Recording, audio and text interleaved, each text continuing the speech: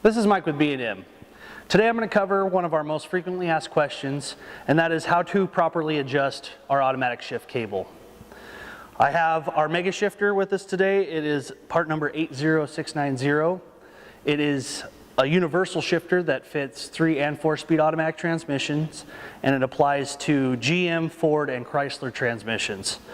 So at this point you should be through the instructions at the point where your shifter is mounted in the vehicle and you have your brackets installed on the transmission.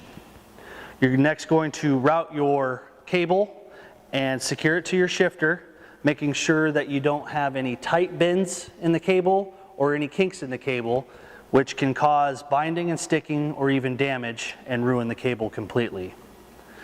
So once you're ready for your installation, you're going to prep your cable. You're going to remove the 2 boots and one of the jam nuts, along with one of the lock washers.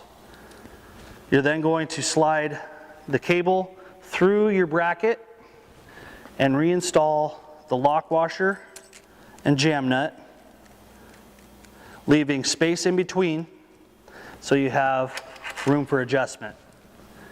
Next, you're going to install the boots back on, and lastly, you're going to install your swivel. When you thread your swivel on, you want to make sure and thread it down until there is an even amount of threads on each side, giving you adjustment in either direction. Next, you're going to take the shifter and bring it all the way down into low or first gear, and you're going to do the same with the transmission. So on this Turbo 350 that we got here today, GM's bracket has 3 different hole locations. So you want to follow your instructions and make sure you install it into the proper hole location. The Ford and Chrysler brackets only have a single hole, so there's no confusion. So the instructions for our mega shifter call for the very forward hole. You're going to take your swivel and you're going to install it into the forward position, and then you're going to lock down your jam nut. So you're going to go ahead and tighten these down. And once your cable is secure, you're going to make sure that the swivel moves freely in the proper hole location. Next, you're going to take the swivel back out and shift the transmission back into park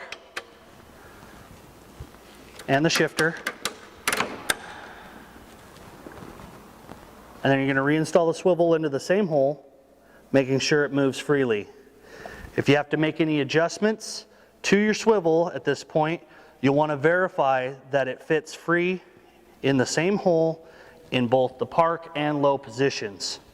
Once you're at this point where it fits properly and has free movement in both of those locations, you're going to then check the swivel in each of the individual positions of the shifter and make sure that it still moves freely.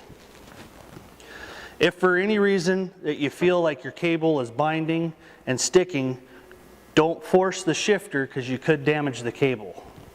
So we're going to go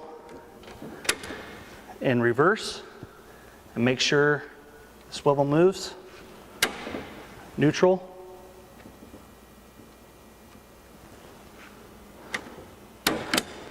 Third or drive. Ratchet it down into second and back into low.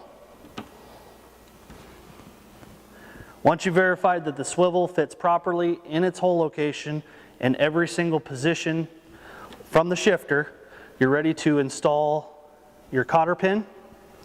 You'll slide it through the hole, bend the tabs over, and trim off the excess. At this point, your shift cable adjustment is done. You're ready to move on in the instructions and finish the installation.